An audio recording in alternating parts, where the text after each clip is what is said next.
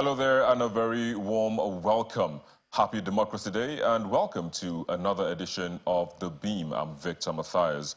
Now today marks the first Democracy Day celebration under the new administration led by President Bola Tinubu, and as is the tradition, he gave a broadcast where he extolled the sacrifices made by notable Nigerians such as MKO Abiola, Pa Alfred Ruwane, Major General Shehu Musa Yar'Adua, amongst others, to ensure Nigeria's democracy is what it is today. So on the program today, we will take a deep dive into the president's speech and also further look into his policy plan as his government is taking off. But let's first of all take a look at the trending topics in the past week before we get into all of this.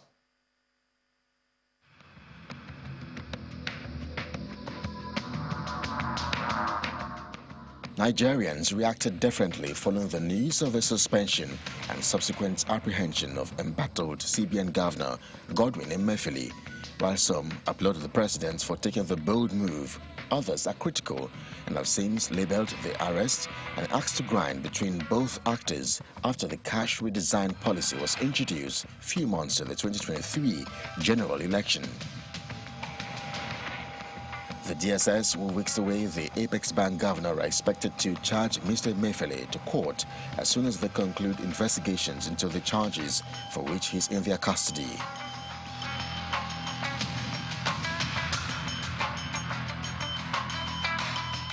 Manchester City fans were ecstatic as their manager, Pep Guardiola, led the team to a first-ever UEFA Champions League, following the footsteps of United great Sir Alex Ferguson to complete a treble and the first-ever coach to win the treble in two different countries. A Rodri midway goal into the second half was enough to give the Premier League and FA Cup champions victory over Italian giants Inter Milan. Well, there you go. Those were the trends in the past week. But joining us to look at today's topic, we have Ayo Bankole. He's joining us via Zoom from Lagos. He is a strategy and transformation professional with over a decade experience that covers leadership roles as the head of strategy groups in the financial markets, insurance, and oil and gas industries. Ayo, it's a pleasure to have you on the show today.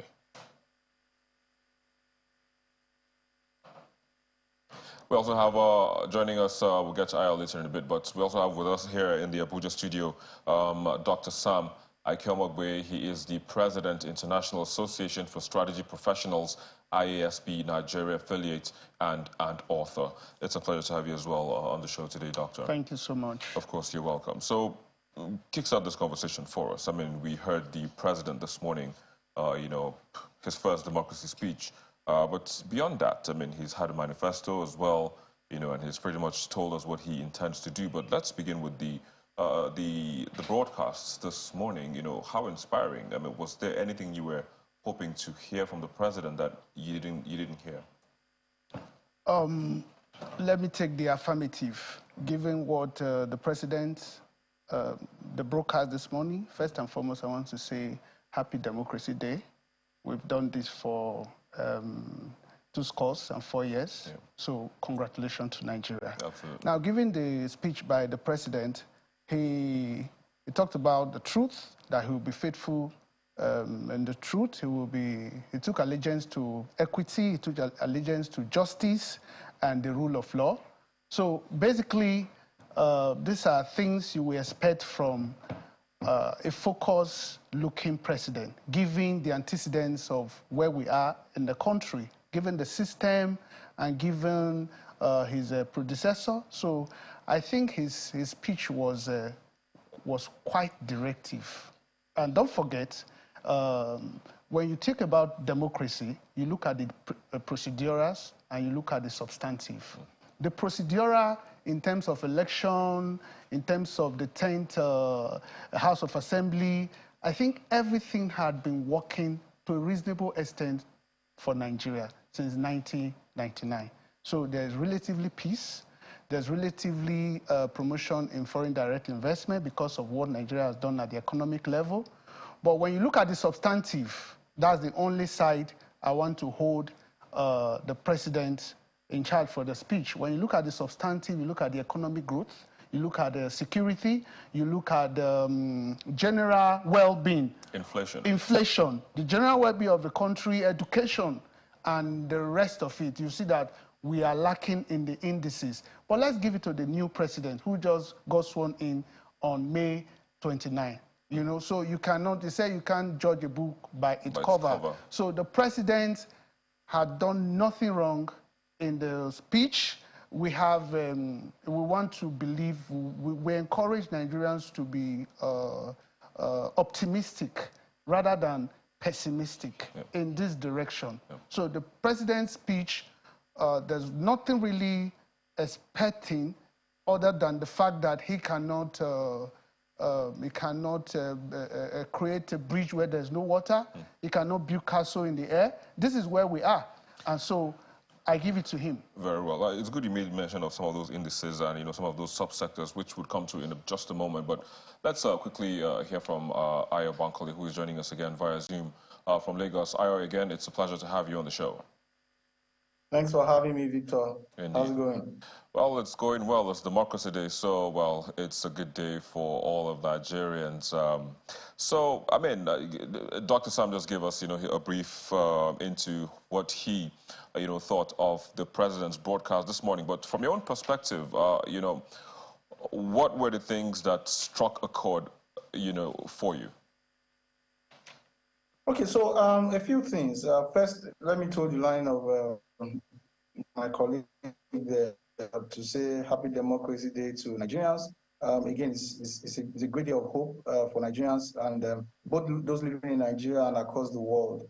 I was, you know, quite impressed with President Bola Tinubu's speech in the sense that I found it a lot statesmanly, especially in the language that he used to define the electoral process and those of his opponents. You would recall that this is probably the most unpopular president that we've ever had since 1999 in terms of total votes that he was able to garner.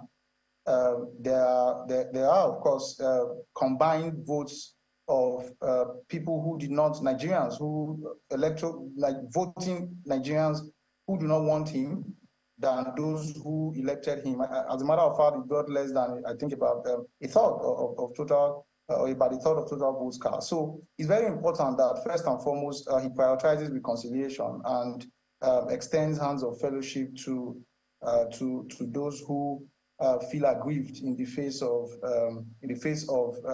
the Democracy Day that we're celebrating.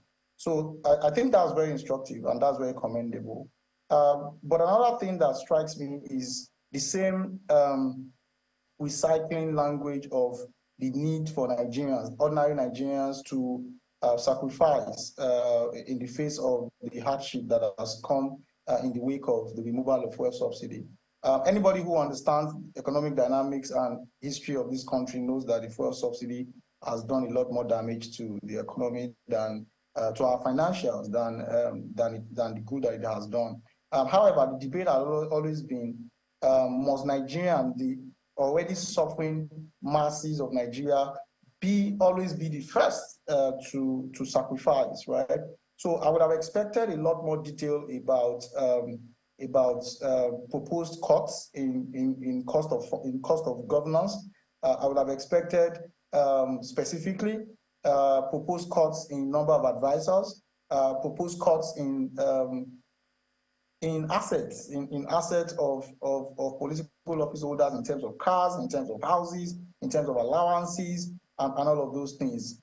Because these are the things that then builds trust and increases warms the heart of the Nigerian people towards the new government. And, you know, it makes Nigerians know that, okay, this government is not only asking us to sacrifice, they're not only asking us to suffer, but they are also willing to take the brunt for it, right? Because you would recall that there were massive protests and a lot of the people who constitutes this government today were active, and even the previous government were very active in the 2012 protest against fuel subsidy removal, right? And the debate at that time was that Nigerians did not trust that government would make judicious use of the excess on fuel subsidy, and that was why they created shocking. Do you think that trust has been built now? Exactly. So it still has not been built, right? And I think that this government should be doing a lot more to you have to be deliberate and conscious to build that trust. And I don't think that speech did enough. Yes, it's just the same hope. We promise you we're going to deliver on education, we're going to deliver on healthcare, but that's what everybody says, and we still don't see anything. Just as the gentleman said, it's too early to say that, to lose hope. However, I think a lot more should have been done in that speech to make Nigerians see that we're with you in this sacrifice, and government is also willing to cut costs, and not just you that is going to face the hell that we're facing now. All right, very well. Let's hope that in the coming days we'll begin to see some of that sacrifice, especially in terms of, the government, like you said. But let's now begin to deep dive into, say, sectors. Earlier on, Dr. Sam made mention of education, as one of those pillars that needs the full support and attention of the president, in order for the country to move forward. Looking at the fact that in the past 1.5 to 2 years, there's been strikes, there's been a lot of raucous, actually, going on in that sector. But one of the things that has been in the space recently is the issue of student loans. I mean, what would your advice be in that respect? Would you love to see students being given loans, especially looking at the fact that we're also looking at legislation to stop some, especially those in the medical field, from going abroad after a period of time? So as a strike consultant, I have done quite a lot of work in the education space. And you see, the problem with the education space is similar to that of fuel subsidy, oil and gas. I think that our education is heavily subsidized. Yes, it has then affected the quality because it is most of our public, in fact, our entire public education system is not quality, process, and profit driven, right? And so the whole idea of providing the premium or the best possible education at the best possible value does not exist. So I think that government needs to withdraw from that subsidy system, hand over the educational system to the current subsidy system and redirect. So I think that government should hand over concession all public institutions to professionals who can run them. Of course, that's going to impact the cost, and then the conversation becomes how do Nigerians then afford it. So I think that government should then direct the monies that are being pumped into these schools now into providing the student loans or whatever you want to call it, however way you want to design it, because you don't have to copy what others are doing verbatim. Because if you also study the student loan system critically in America, it's one of the biggest problems that the Black community have today, right? So if it doesn't work for you fully, but let's even use it as just an hypothetical example. If you take those monies and you begin to provide affordable loans, maybe single interest loans to students, so they can then attend those schools. So you have killed two birds with one stone, right? You have ensured that the private sector increases quality of your schools, and then you then provide corresponding regulation, and then you can then fund indigent students with the excess cash. So rather than providing it to the schools, and most of them, a lot of them mismanage this fund, right? You can then say, look, in exchange for this level of quality, you get this level of funding through the TED fund and all of this program, but we would also then fund your students, so you can be sure of consistent supply of students. So, I mean, that's what I think that we should do around education. I do not think that government has any business managing most of the schools that it does. Maybe you can leave just a few, maybe about 20% of them or 25% of them, so that we still have some sort of public funded education. But I think that the education system is just big for government to continue to run, especially the tertiary education system. I don't see an end to the problem except those institutions are concessioned. That's going to be out there, for debate. And I mean, let's see how that's going to play out. Doctor, I was going to come to you, also with regards this issue, student loans, study loans, or, which phrase might want to be used, when eventually this happens. But we have to take a quick break, so when we come back, just hold your thoughts for a bit. I know you've been jotting down a lot of things. I'll come back to just get your thoughts on that. But we'll take a quick break, and we'll be back to continue this discussion in a moment. Please stay with us.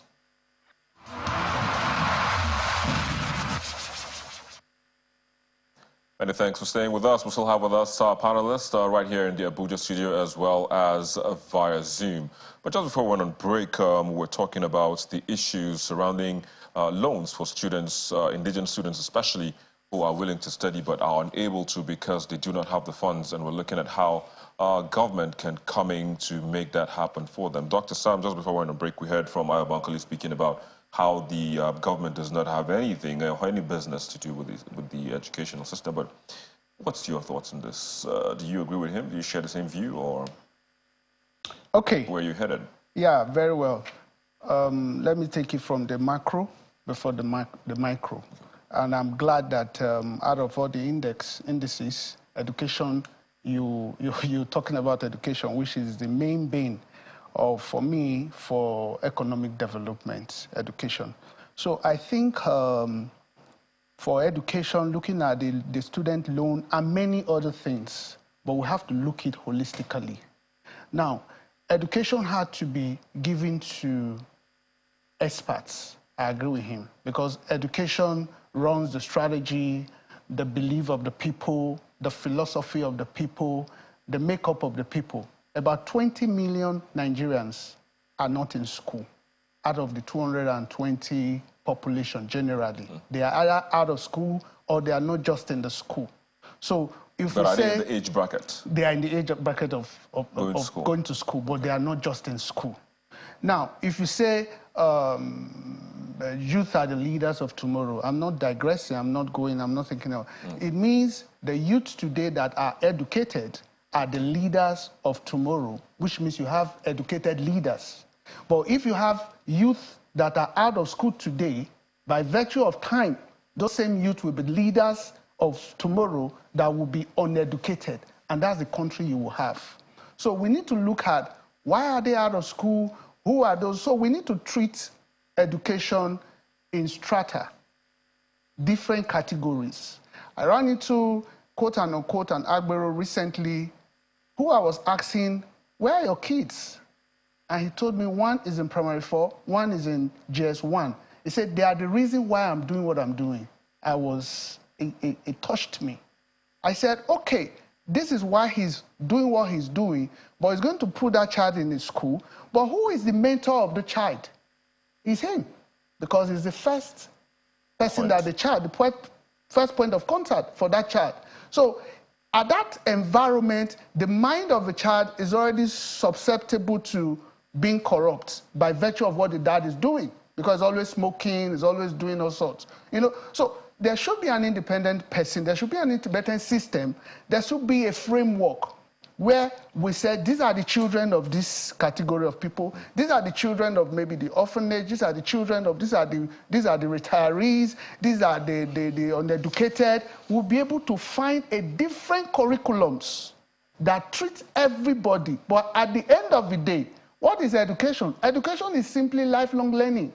You keep learning, you keep learning, you keep learning on a daily basis. The president, if he doesn't learn, the country will move forward beyond what he knew before the election. But if he knows, okay, what's the first strategy I'm using right now, given what we are, where we are in the country, you see that the country will begin to move forward. Now we say we need a president who can work at nights. We need a president who can do XYZ number of hours working. What's he working on? It's based on what he has upstairs. New things, exactly. I was in a place and they were saying, this is the best place to be, this is the best place to be, this is the best place to be. I asked myself, is this really the best place to be? The best place to be is in the library. Well, that's another perspective. But now internet has brought it up, we can read at your everything. fingertips, yeah. Exactly. Yeah, so going back to all this analogy now, speaking of, the child of someone who is pretty much on the streets, if the ability for him to take a student loan was available, would that be a better option? Yeah, it would be a better option for, exactly. Coming back to student loan, the student loan, is just a topic that has other variables along with it in terms of payback, in terms of using it for the purpose of taking the student loan.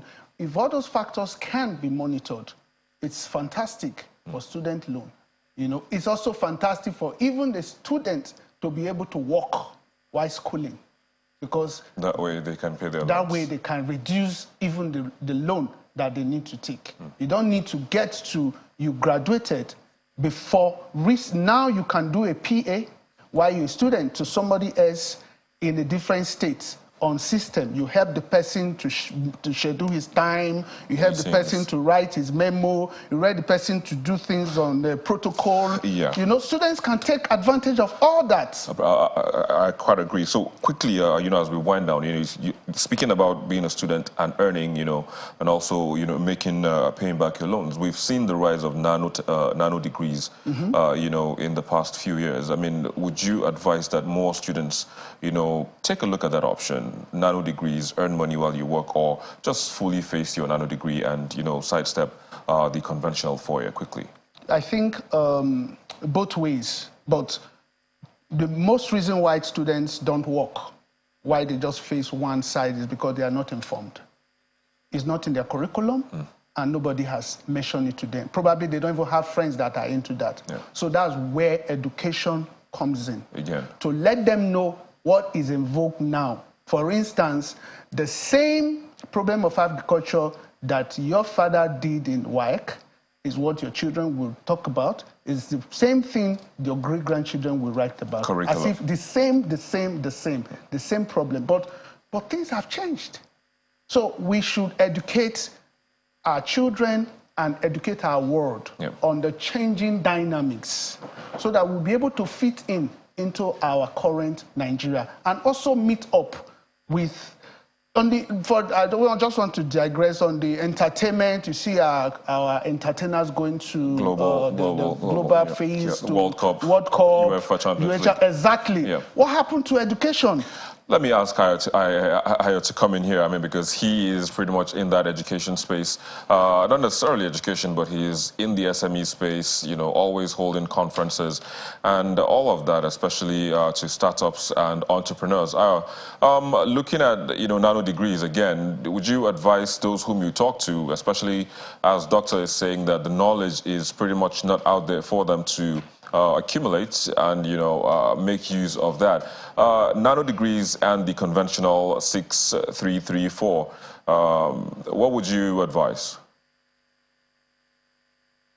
So, Victor, I mean, first of all, I say that you are very right. I have my first degree in education, as a matter of fact. So, yeah, I am an educationist by training. And I also provide business education to thousands of MSMEs on a daily basis. And something that I teach them every day is to utilize the opportunities in nano degrees. As a matter of fact, I was at a conference yesterday, Digital Summit, and that was what I was teaching, you know, how to harness nano degrees to improve digital skills. And again, it goes back to what I'm saying. The gap, Dr. Sam said earlier about the number of people that are out of school. I know that there are 10 million kids that are out of school, and I know that there are also a lot more young adults that are out of school. So it may not be far off from about 20 million number. Now, the gap is too wide for the current educational system to plug. So do we need to expand on the possibilities in the nano degree space? Yes. Are there skill sets that are required that can be quickly plugged by nano degrees? You know, quick, short courses, short real-time skills, hard, soft, that can convert our people from being illiterate or semi-illiterate.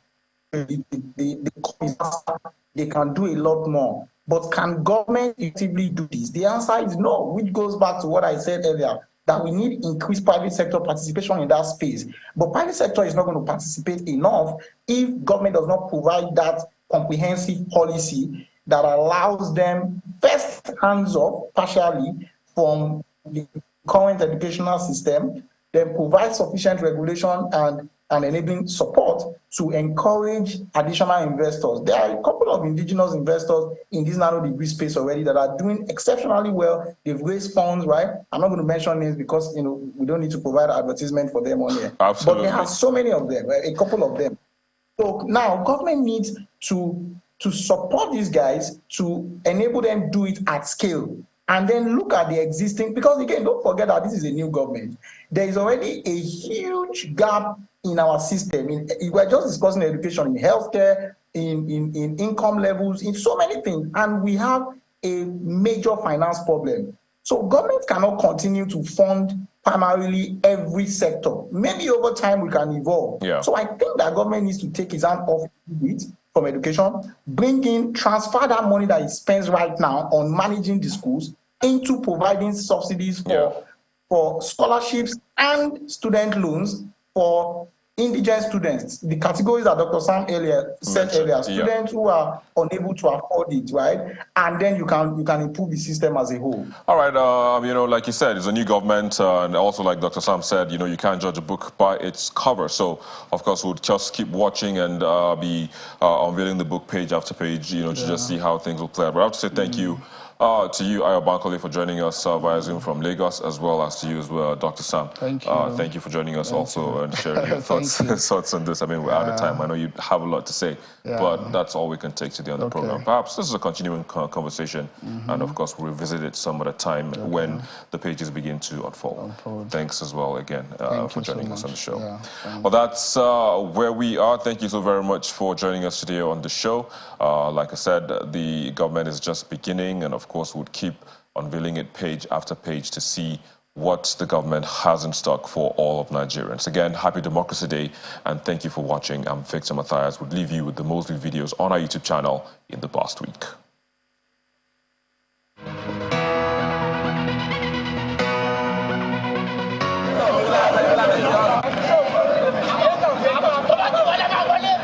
This week's top 5 videos kicks off on a sad and dramatic note as thugs stormed the Ogun State Tribunal premises, flogging ex-PDP governorship aspirant as others scampered for safety.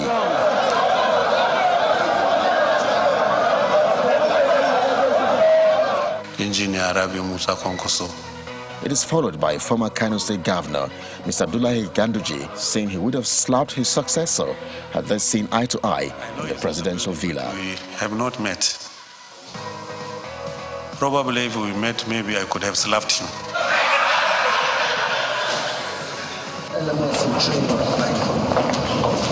Third spot is taken by President Bola Tinubu touring the NSA facility in Abuja. Our participation in World War II and some pictures of our men in World War I. So just so that when people come to this center, they know that Nigeria has actually been involved. In second is the claim by the former Kano State Governor, Rabiu Kwankwaso, claiming that President Tinubu is shocked by his successor's management of the state. We love Kano more than anybody, even in Kano, because of the love they are showing, they are supporting.